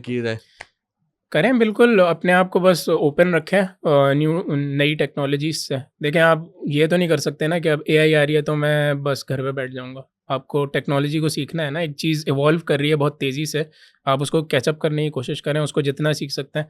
किसी फ़ॉर्म में तो उसको प्रॉम्प्ट देना होगा ना, आगे हुँ। जाके भी, तो आप वो सीखते जाएँगे तो आप वो प्रॉम्प्टिंग भी सीख जाएँगे। अगेन एक और साहब से डिस्कशन हो रही थी कि एआई का जो इतना डर है, तो मैं उनसे कह रहा था कि शायद जब इंडस्ट्रियल रेवोल्यूशन आई थी, तब भी शायद लोग ऐसे ही डरते होंगे कि यार ये जगह-जगह फैक्ट्रीज़ बन गई हैं, हम तो घर पे जूता सीते थे, हफ्ते में 1 ऑर्डर आता था और उसको इतने का बेचते थे, अब तो ये 1 दिन के अंदर 200 जूते बना रहे हैं, तो अब हम क्या करेंगे? लेकिन आज इंसानी आबादी कम तो नहीं हुई, बढ़ी ही है। ये बात ठीक है, लेकिन इसमें एक ट्रांज़िशन पीरियड आया ना कि वो जो एक बहुत बड़ी तादाद थी मज़दूरों की, वो फैक्ट्री से बेरोज़गार तो हुए। तो अब प्रॉब्लम ये है कि ठीक है, मुझे उम्मीद यही रखते हैं हम कि एआई के बाद भी कोई नए प्रोफ़ेशन पैदा हो जाएँगे और लोगों का रोज़गार चलता रहेगा। लेकिन जो ट्रांज़िशन आएगी, उसके अंदर बहुत से लोग मारे नहीं जाएँगे? हाँ, जो लोग अपने आप को अप टू डेट नहीं रखेंगे, वो मारे जाएँगे, बिल्कुल। वही है जो जिस दिए में जान होगी, वो दिया रह जाएगा। हाँ, नोकिया वाला हाल होगा अगर आप नोकिया की तरह जो है वो समझेंगे कि भाई सिम कार्ड वाले फ़ोन ही फ्यूचर हैं, तो फिर आपका वही हाल होगा जो नोकिया का हुआ था। एप्पल और सैमसंग ले जाएँगे आपकी पोज़ीशन। पाकिस्तानी यूनिवर्सिटीज़ में पढ़ते हुए अच्छे आईटी प्रोफ़ेशनल दुनिया के लिए बन सकते हैं। बिल्कुल बन सकते हैं, क्यों नहीं बन सकते। हमारा एजुकेशन सिस्टम जो है वो बुरा नहीं है, ठीक है। हमारी यूनिवर्सिटीज़ के अंदर जो एजुकेशन दी जाती है वो काफ़ी हद तक इंटरनेशनल मेयार पे पूरी उतरती है, हमारे असातिज़ा भी अच्छे मौजूद हैं। मुल्क के जो दीगर मसाइल हैं वो हैं, लेकिन नहीं, ऐसा नहीं एजुकेशन लगता कि हमारी यूनिवर्सिटीज़ के अंदर काफ़ी पुरानी चीज़ें अभी तक पढ़ाई जा रही हैं कि जो, अब तुम अपनी मिसाल ले लो ना कि तुमको कोडिंग है या जो भी ये फील्ड रिलेटेड चीज़ें हैं, वो यूनिवर्सिटी में कितनी सीखी और वैसे खुद से कितनी सीखी हैं, देखिए, उसमें बहुत वहाँ की बड़ा फ़र्क नहीं है? यूनिवर्सिटीज़ ने जो है ना ये तस्लीम कर लिया है कि हम जो है ना वो आपको लेटेस्ट चीज़ सिखा नहीं सकते, तो उन्होंने उसका मुतबादिल क्या रास्ता इख्तियार किया, वो आपको जो है ना इंटर्नशिप लाज़मी कर देता है। सही। ठीक है, तो ये वाला हमारी यूनिवर्सिटीज़ को सीखना पड़ेगा कि भाई अगर 4 साल की डिग्री है तो 1 साल उसमें इंटर्नशिप है। वो हम लोग नहीं सीखते। हम बोलते हैं कि भाई जून जुलाई की छुट्टियों में इंटर्नशिप मिल गई तो मिल गई, उसके बाद फिर बच्चे वही आके कोर्स पढ़ते हैं। क्योंकि प्रोफेसर्स ने तो एक ख़ास वक्त में पढ़ा था, वही थ्योरी आपको पढ़ाएंगे। आपको वो जो है लेटेस्ट प्रोग्रामिंग लैंग्वेज और लेटेस्ट फ्रेमवर्क्स नहीं पढ़ा सकते। वो उस चंद होंगे वो, लेकिन हर टीचर इतना ज़्यादा अपने आप को अप टू डेट नहीं रखता। तो उसका आसान हल यूनिवर्सिटीज़ के पास ये है कि बच्चों को इंडस्ट्री में निकाल दें। लेकिन इंडस्ट्री के अंदर इतनी कैपेसिटी है कि उन सबको अब्सॉर्ब कर ले। ये एक अलग सवाल है, लेकिन मुझे मतलब वो लगता तुम है मुख्तसर सा अगर जाने से पहले बताओ कि जो सरजिया खान के साथ तो तुम्हारा एक एक्सपीरियंस है ना, तो बच्चों को मोटिवेट करने के लिए कि ठीक है कि आप यूनिवर्सिटी ज़रूर जाएं और डिग्री करनी चाहिए। और हम तो ज़ाहिर समझते हैं कि पाकिस्तान एक थर्ड वर्ल्ड कंट्री है और अभी वो ज़माना दूर है कि आप कहेंगे डिग्री की ज़रूरत नहीं है। लेकिन उसके साथ साथ अगर आप कहीं कुछ सीखने के लिए एफर्ट कर रहे हैं ना, तो वो बहुत ज़रूरी है ना। हाँ, वो ज़रूर काम में आएगा हमेशा। आप ख़ास तौर पे मैं सॉफ्टवेयर इंडस्ट्री का तो कह सकता हूँ उस वक्त से कि आपकी थ्योरी इतना ज़्यादा काम नहीं आएगी। आपने जो इंडस्ट्री में जाके सीखा वो डिग्री के दौरान आप जितना इंटर्नशिप से अखज़ कर सकते हैं वो कर लें, वो आपके ज़रूर वो काम वाली आएगा। कहानी सुनाओ ना कि वो जो होती थी कि मैं स्ट्रीट लाइट में पढ़ता था रात को बैठ के। मतलब वो तुम्हारी कहानी वैसी थी ना कि सुबह से एनईडी यूनिवर्सिटी आ गए 8 बजे, 4-3 बजे कोई फारिग होते थे वहाँ से, हम तुम निकल जाते थे डिफेंस डीएच खड्डा मार्केट, हाँ, फिर रात को 11 बजे निकलते थे वहाँ से। हाँ, ऐसा ही है। मेरा पूरा दिन बाहर गुजरता था, और सुबह फिर यूनिवर्सिटी फिर शाम रात तक। तो वो वाली कहानी सुनाओ ना भाई। हाँ, यार मैंने आई थिंक थर्ड ईयर की मिड से जो है वो ज़िया ख़ान एक टेक्नोलॉजिस्ट हैं, वो कराची के, बहुत काम कर रहे हैं, अच्छा काम कर रहे हैं। उनकी कंपनी में मेरा हो गया था, तो मैं वहाँ पे iOS डेवलपमेंट सीखता था। हमारी वहाँ पे इनकम ऐसा सच नहीं होती थी, लेकिन अच्छी बात ये हुई थी जो भी वहाँ पे बच्चे आते थे वो सब सीखने की नीयत से आते थे। और आई थिंक आपके प्रोफेशन के अंदर जो है ना, सबसे पहली ड्राइव पैसे से पहले आपकी लर्निंग होनी चाहिए। तो लर्निंग हमारे में तो पैसे भी आ जाएंगे। एग्जैक्टली वो वाली बात अगर आपको समझ आ जाए तो फिर आप अपने प्रोफेशन में कामयाब हो जाएंगे। तो हम सब के अंदर वो ड्राइव मौजूद थी, और वहाँ पे फिर वो कुछ प्रोजेक्ट्स लेके आते थे। हम लोग जो है वो, जैसे यहाँ पे ओटीएस का माहौल है वैसे ही माहौल था वहाँ पे, सब एक दूसरे से सीख रहे होते थे, सिखा रहे होते थे। तो हम लोगों ने वहाँ पे 1.5 साल जो है सिर्फ सीखा है आपस में ना। हमारा कोई टीचर नहीं होता था, कोई मेंटोर नहीं होता था, हम खुद इंटरनेट से सर्च करते थे। हमें कोई वो बस ला देते थे कि भाई ये प्रोजेक्ट आया है, ये बनाना है। वो प्रोजेक्ट आखिर में जाता भी नहीं था, उससे कुछ पैसा भी नहीं आता था हमें। महीने का 10-15 हज़ार रुपये मिल जाता था, कभी कभी नहीं मिलता था, उसके हम पराठे वराठे खा लेते थे, वो वहीं पे ख़त्म हो जाते थे। तो 1.5 साल बस वहाँ पे काम किया है। तो वो बहुत इंपॉर्टेंट था लेकिन तुम्हारी। हाँ, उससे ये हुआ कि मुझे याद है जब ग्रेजुएट हुए थे, अगर मैं गलत ना हूँ तो शायद सबसे ज़्यादा सैलरी मुझे ऑफर हुई थी नहीं पूरी तुम क्लास सही में। कह रहे हो, सही कह रहे हो, मुझे याद है। क्योंकि तुम्हारी जीपीए इतनी ज़्यादा नहीं थी लेकिन एक सैलरी ज़्यादा थी। तो ये बड़ा इंपॉर्टेंट एक देखने वालों के लिए नुक्ता है, खास तौर पर जो सीएस वाले स्टूडेंट्स हैं ना, कि भाई कि आप काम ज़रूर करें। क्योंकि मैंने देखा हमारे लोग बहुत अच्छे पढ़ने वाले भी थे लेकिन उनको कंप्यूटर की कोडिंग की और जो टेक्निकल साइड थी, लॉजिक बिल्डिंग नहीं आती थी। और ख़ास तौर पे एक बड़ा मसला यहाँ पर वो लड़कियों का है कि लड़कियाँ बहुत ज़हीन होती हैं, उनके जीपी वीपी नंबर बड़े अच्छे आ रहे होते हैं, लेकिन वो जो खास कोड लॉजिक है ना उसके अंदर अनफॉर्चुनेटली पाकिस्तान में हम ये देखते हैं वो कोडिंग साइड पे कम खवातीन जाती है। अल्लाह करे ज़्यादा जाएँ ताकि वो वहाँ उनका भी हिस्सा बढ़े। लेकिन इवन नहीं कि लड़कों भी मैं देखा है मैंने कि वो हाँ, कोडिंग साइड के अंदर जो वीक होते थे वो इसलिए वीक होते थे कि यूनिवर्सिटी पढ़ के आप सब नहीं सीख एग्जैक्टली सकते। लड़कियों का ये है कि वो पेरेंट्स कंफर्टेबल नहीं होते यूनिवर्सिटी टाइम के बाद शाम में किसी सॉफ्टवेयर हाउस में इंटर्नशिप में भेजें तो। अब तो घर से कर सकते हैं ना बहुत सारे काम, यूट्यूब से सीख हाँ, सकते हैं आप, यूडेमी के कोर्सेज नहीं करें देखें, आगे। एक सीखना एक चीज़ है और काम अच्छा, करना एक किसी अलग चीज़ है। एनवायरनमेंट में। बहुत फ़र्क है, बहुत फ़र्क है। जब आप काम करके सीखते हो ना वो 10 गुना ज़्यादा बेहतर होता है। चलिए हम यहाँ पे तो कर रहे हैं क्योंकि हमने जो इंक्यूबेशन सेंटर बनाया है, तो पहले तो डायरेक्ट मीडिया रिलेटेड चीज़ें ज़्यादा हम कर रहे थे, एडिटिंग है, डिज़ाइन है और क्या कंटेंट क्रिएशन वगैरह। अब हम यहाँ पर वो ऐप मेकिंग हाँ, और मैं देख रहा था सॉफ्टवेयर बच्चे के कोड हवाले लिख रहे हैं। से ये अच्छा। ताहिर हैं, ये सब लोग कर रहे हैं। तो आप ओटीएस आते हैं, ओटीएस आ रहे हैं, कहीं भी ओटीएस बना लें अपना। बिल्कुल। हमने भी फुरकान भाई के साथ जब ये सब चीज़ें कर रहे थे तो हमारी ख्वाहिश ये थी कि ऐसा स्पेस बनाएं कि जहाँ पर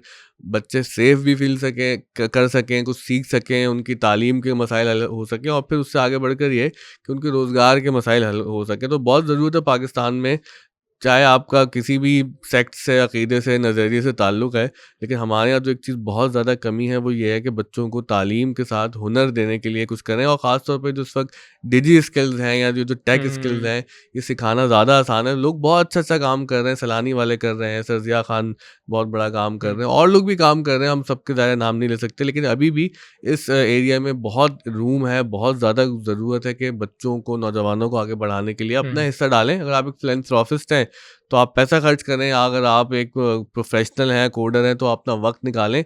लेकिन इसी से पाकिस्तान आगे बढ़ेगा, कुछ डॉलर्स कमाएँगे, कुछ लोग पाकिस्तान में पैसे लेके आएँगे इस इंडस्ट्री के थ्रू, और फिर ये कि इसके ज़रिए बहुत से लोग फुरकान भाई की तरह कनाडा, यूएस, ऑस्ट्रेलिया, यूके किसी फर्स्ट वर्ल्ड का पासपोर्ट लेके अपने और अपने आने वाली नस्ल का तो फ्यूचर सिक्योर करेंगे। बाकी जो लोग पाकिस्तान में हैं, हम वो देखते हैं हमने क्या करना है। बहुत शुक्रिया फुरकान भाई आपके वक़्त बहुत का। शुक्रिया।